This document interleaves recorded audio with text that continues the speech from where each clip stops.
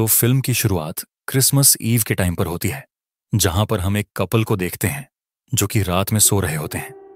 तभी उनकी छोटी बेटी जूलिया वहां पर आती है और अपनी मॉम को बताती है कि ऊपर रूप से किसी के चलने की आवाजें आ रही हैं, जिस पर उसकी मॉम कहती है कि शायद कोई जानवर होगा, जैसे रकून वगैरह। जूलिया कहती है लेकिन सेंटा भी तो हो सकता है। तो उसकी मॉम कहती है हाँ हो सकता है। जूलिया कहती है तो फिर सेंटा के लिए आप दूध और कुकीज रख देना, जिस पर उसकी मॉम कहती कि ठीक है मैं रख दूंगी, और फिर उसे सोने के लिए बोलकर चली जाती है। फिर नीचे जब वो दूध और कुकी रखने जाती है तो नोटिस करती है कि घर का दरवाजा खुला हुआ था। उसे लगता है कि शायद उसका पति डोर बंद करना भूल गया होगा जब वह ऑफिस से आया था। खैर वो डोर बंद करके सोने चली जाती है और अपने पति से कहती है कि तुम्हारी बेटी ने सेंटा के लिए दूध और कुकीज रखवाया है, तो सुबह होने से पहले सेंटा बनकर उन्हें खा लेना। उसका पति कहता है कि ठीक है, और फिर दोनों सो जाते हैं। इधर जूलिया अभी भी जगी हुई थी और इस बार उसे घर के अंदर से किसी के कदमों की आवाजें आ रही थी। वो नीचे जाकर देखती है तो सेंटा होता है। जूलिया तुरंत अपने भाई को बताने जाती है कि देखो हमारे घर में सेंटा आए हैं, लेकिन उसका भाई गहरी नींद में होता है और वो उसकी बात पर ध्यान नहीं देता। फिर जूलिया अकेले ही उसे देखने नीचे जाती है, लेकिन जूलिया को उसकी हरकतें थोड़ी क्रीप लग रही थी। वो डर जाती है और दरवाजे के पीछे छुपकर उसे देखने लगती है। तभी सेंटा अपने झोले में से एक कुल्हाड़ी निकालता है, जिसको देखकर को पता चलता है कि वो सेंटा नहीं बल्कि उसके भेष में कोई और था। वो कुल्हाड़ी लेकर जूलिया के भाई के रूम में चला जाता है और सोते हुए ही कुल्हाड़ी से उस पर अटैक कर देता है और उसके हाथ पैर सर सब कुछ अलग कर देता है और उसकी बॉडी को भी फाड़ कर रख देता है। फिर वो जूलिया के मॉम डैड के रूम में जाता है और उसके डैड के फेस पर कॉन्स्टेंटली अटैक करने लगता है, जिसकी आवाज सुनकर उसकी वाइफ की नींद खुल जाती है।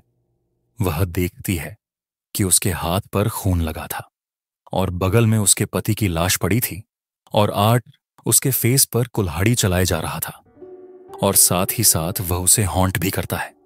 वह चीखते हुए वहां से भाग जाती है और अपने बच्चों को देखने जाती है, जहां रूम में अपने बेटे की कटी पिटी लाश को देखती है। फिर वो वहां से भी भागती है और घर के बाहर जाने लगती है, लेकिन तब तक पीछे से आर्ट कुल्हाड़ी से उस पर अटैक कर देता है और उसे भी बहुत ब्रूटल तरीके से मार डालता है। और इस खून खराबे के बाद वह आराम से बैठकर दूध और कुकीज खाता है और कायदे से प्लेट वगैरह भी साफ करता है। इसी दौरान उसे जूलिया भी दिख जाती है, जो किचन की अलमारी में छुपी हुई थी। इसके बाद जूलिया के साथ क्या होता है यहां हमें दिखाया नहीं जाता, लेकिन जैसा कि हम आर्ट के हैवानियत से परिचित हैं, जूलिया को भी उसने मार दिया होगा।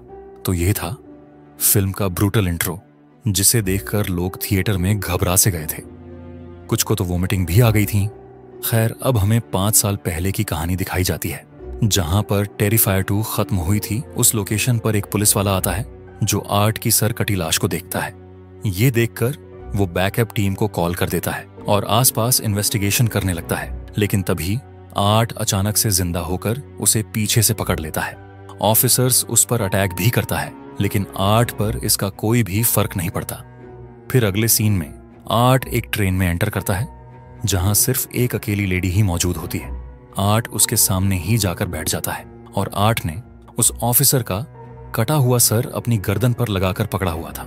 इधर हम एक सिक्योरिटी गार्ड को देखते हैं। गार्ड जब कॉफी लेने जाता है तो उसे सेलर से किसी नर्स के चीखने की आवाजें आती हैं, और यह सेलर था विकी का। वो तुरंत वहां पर देखने जाता है, जहां उसे बहुत ही भयानक नजारा देखने को मिलता है कि विकी ने आर्ट के सर को जन्म दे दिया था और जमीन पर उस नर्स की लाश पड़ी थी, जिसके चेहरे को आर्ट नोच कर खा रहा था, जैसे उसने विक्की के चेहरे को खाया था। और विक्की अपना ही अमेरिकन कॉर्ड खा रही थी।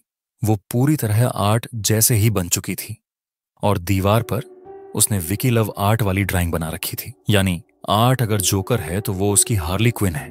जिस तरह जोकर के काटने से हार्ली क्विन और रॉबिन क्रेजी हो गए थे, ये भी कुछ उसी तरह का ही था। खैर तभी गार्ड देखता है कि आर्ट की सर कटी लाश भी वहां पर आ चुकी थी, जो कि उसकी तरफ वेव कर रही थी। और तभी इतने में अचानक विक्की उस पर अटैक कर देती है और फिर दोनों मिलकर अपनी हैवानियत दिखाते हैं। विक्की उसके मुंह में हाथ डालकर उसका जबड़ा उखाड़ लेती है और आर्ट उसके ऊपर का चेहरा फाड़ देता है। और इन सब के बाद आर्ट अपना सर लेकर विक्की के साथ ट्रेन में बैठकर निकल जाता है, जहां से दोनों एक एबेंडेंट हाउस में चले जाते हैं, जहां विक्की खुद को आईने में देखकर सर से उसे तोड़ देती है। फिर कांच के टूटे हुए हिस्सों को लेकर वह टब में बैठ जाती है और उससे अपने हाथ को काटकर खून से टब को भर देती है। आर्ट भी एक चेयर पर बैठ जाता है और 5 साल तक दोनों इसी अवस्था में रहते हैं। फिर कहानी प्रेजेंट में आ जाती है, जहां पर हम सियाना को देखते हैं, जो कि 5 साल से एक साइकेट्रिक हॉस्पिटल में थी। उन सब इंसिडेंट के बाद सियाना मानसिक रूप से बीमार हो गई थी। खैर, अब वो रिकवर कर चुकी थी और उसे डिस्चार्ज किया जा रहा था। उसके अंकल ग्रेग उसे लेने आए थे। फिर घर जाकर वो अपनी आंटी जेसिका और अपनी प्यारी कजिन सिस्टर गैबी से मिलती है। गैबी उससे मिलकर बहुत खुश होती है और वो उसे अपना रूम दिखाती है। सियाना को काफी पसंद आता है। इधर उसी एबेंडेंट हाउस के अंदर 2 डेमलिन स्पेशलिस्ट आते हैं। यह वह लोग होते हैं जिन्हें बेकार और पुराने स्ट्रक्चर को तोड़ने का काम दिया जाता है, लेकिन पहले जाकर वह उस जगह का सर्वे लेते हैं। इसी दौरान दोनों उसी रूम में चले जाते हैं, जहां आर्ट और विकी 5 साल से स्टैचू बनकर वहीं पर बैठे थे। उनकी बॉडी अकड़ी हुई दिखाई पड़ रही थी। इससे पहले कि वर्कर्स कुछ समझ पाते, वह दोनों अचानक से जिंदा होकर उन्हें पकड़ लेते हैं और बहुत ही ब्रूटल तरीके से उन्हें मार डालते हैं। इधर सामान निकालते वक्त सियाना की डायरी गैब के हाथ लग जाती है और वह उसे पढ़ने लगती है। यह देख सियाना तुरंत उससे और डायरी छीन लेती है और उसे समझाती है कि फिर कभी उसे मत पढ़ना। फिर खाना खाते वक्त सियाना को अपनी मरी हुई दोस्त दिखाई देती है, जिसे सेकंड पार्ट में आर्ट ने मार दिया था, लेकिन बाकी लोगों को वह दिखाई नहीं दे रही थी। यानी सियाना अभी तक ट्रामा से बाहर नहीं निकली है और उसे अभी भी विजन आते हैं। इधर हम सियाना के भाई जोनाथन को देखते हैं, जो कि अपने कॉलेज के हॉस्टल में होता है और कोल नाम का लड़का उसका का रूममेट होता है। कोल की मिया नाम की गर्लफ्रेंड होती है, जो कि क्राइम पॉडकास्ट शो को होस्ट किया करती थी। वो जैसे ही जोनाथन को देखती है, वो उसके पीछे पड़ जाती है। वह उसका इंटरव्यू लेना चाहती थी और उसे अपने शो पर इनवाइट करती है, जिस पर जोनाथन कहता है कि ठीक है, मैं सोचकर बता दूंगा। तभी उसे सियाना का कॉल आता है। सियाना उसे कहती है कि वह उसे बहुत मिस कर रही है और उससे मिलना चाहती है। इधर हम आर्ट और विक्की को उसी एबंडेंट हाउस में देखते हैं, जहां आर्ट अपनी नई तरह के टॉर्चर डी पर काम कर रहा था। अब सबको पता है कि ठंडी में जब चोट लगती है तो ज्यादा दर्द होता है, और जिसका एक्सपेरिमेंट वो एक चूहे पर करता है। पहले CO2 से उसे जमा देता है और फिर पटक कर उसे खिलौने की तरह तोड़ देता है।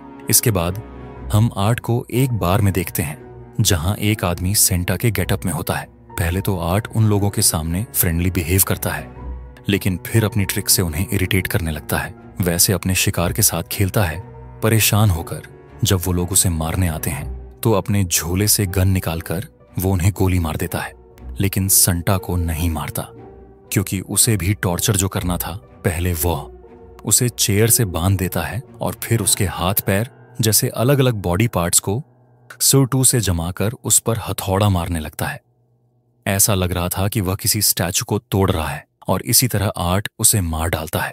इधर सियान को जोनाथन का लिखा हुआ लेटर मिलता है, जिसमें लिखा था कि हमें पेल गर्ल को खत्म करना होगा, इससे पहले कि बहुत देर हो जाए। पेल गर्ल ह्यूमन की फॉर्म में डीमन है। कभी कभी डीमसन हमारे वर्ल्ड में घुस आते हैं, लेकिन वह अकेले नहीं कर सकते। वह किसी के जरिए ऐसा करते हैं, ऐसा कोई जिसकी हाल ही में मौत हुई हो, लेकिन वह कोई बहुत बुरा इंसान हो, जैसे कोई सीरियल किलर। और अगर डीमन इस दुनिया में है तो उसका काउंटर पार्ट भी है, यानी कि एंजल्स और सियाना। तुम वही एंजल हो जो इन डीमनम को खत्म कर सकती हो। फिर नेक्स्ट सीन में हम सियाना और गैबी को एक मॉल में देखते हैं। तभी सियाना को कुछ आवाजें सुनाई देती हैं, लोगों के चीखने की, चिल्लाने की, और उसे ऐसा लगता है कि आर्ट कहीं आसपास ही है। तभी मॉल में सेंटा के ड्रेस में आर्ट वहां पर आता है। उसने फेस पर भी सेंटा का मास्क लगा रखा था, लेकिन सियाना ने उसे सेंस कर लिया था कि वह आर्ट ही है। तभी पीछे से आकर गैब उसे टोक देती है और इतने में आर्ट उसकी आंखों के सामने से ओझल हो जाता है। फिर सियाना जोनाथन को बताती है कि उसने आर्ट को मॉल में देखा, वो सेंटा की ड्रेस में था। मैंने उसकी शक्ल तो नहीं देखी क्योंकि उसने फेस पर सेनेटा का मास्क लगाया हुआ था, लेकिन मुझे पक्का यकीन है कि वह वही था। मैं उसे फील कर सकती हूं। लेकिन जोनाथन कहता है कि दीदी, आपको गलत फहमी हुई होगी। वह कैसे हो सकता है? उसे तो आपने मार दिया था, उसकी कहानी खत्म हो चुकी है। मैं तो अब इन सब से मूव ऑन कर चुका हूं, और आप भी कर जाओ। इस पर सियाना उसे उसी का लिखा हुआ लेटर दिखाती है कि डीमन को इस वर्ल्ड में आने के लिए किसी होस्ट की जरूरत पड़ती है। पिछली बार आर्ट ने पेल गर्ल को होस्ट की तरह यूज किया था, इस बार वो विक्की को यूज कर रहा है, तभी तो असाइलम से गायब है। जोनाथन कहता है कि तो हमें क्या करना चाहिए, पुलिस के पास जाएं या टाउन को छोड़कर ही भाग जाएं। ये अंकल आंटी को बताए सियाना कहती कि उनसे बात करने का कोई फायदा नहीं, वो वैसे ही मुझे क्रेजी समझते हैं, वह मेरी बात पर यकीन नहीं करेंगे। वह कहती कि मुझे उस मैजिक स्वर्ड को ढूंढकर वापस लाना होगा, उसी की मदद से हम उन डीमन को हरा सकते हैं। इस मॉल में आर्ट सेंटा बनकर बैठ जाता है और बच्चों के सामने फ्रेंडली एक्ट करने लगता है। उससे अट्रैक्ट होकर एक बच्ची उसके पास चली जाती है और अपने झोले में से बच्ची को एक गुड़िया निकाल कर देता है। यहां हम देख सकते हैं कि आर्ट ने अपने चेहरे पर उस सेंटा की दाढ़ी खाल समेत नोच कर अपने फेस पर लगा रखी थी। खैर, जब बच्चे देखते हैं कि सेंटा गिफ्ट बांट रहा है तो बाकी बच्चे भी गिफ्ट लेने के लिए टूट पड़ते हैं और बच्चों को गिफ्ट बांट देता है। देखते देखते उसका झोला खाली हो जाता है। तभी उन बच्चों की मॉम्स उसे देखकर कहती हैं कि यह कैसा सेंटा है